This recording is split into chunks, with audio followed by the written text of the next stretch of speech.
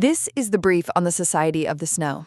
So we're looking at how 16 survivors of that infamous 1972 Andes plane crash made it through 72 days completely stranded, and what their story reveals about human endurance and, group dynamics is just profound.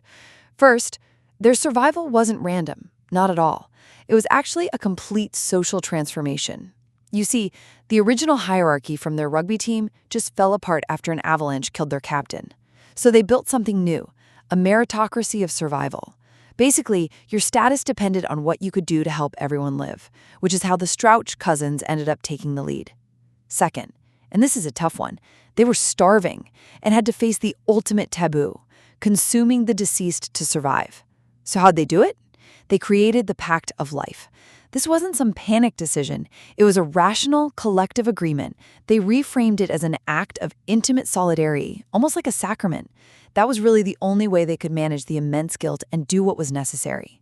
And finally, it all came down to pure ingenuity and a piece of devastating news.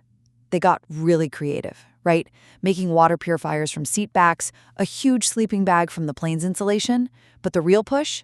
On day 11, they heard on a radio that the search was called off. They were on their own.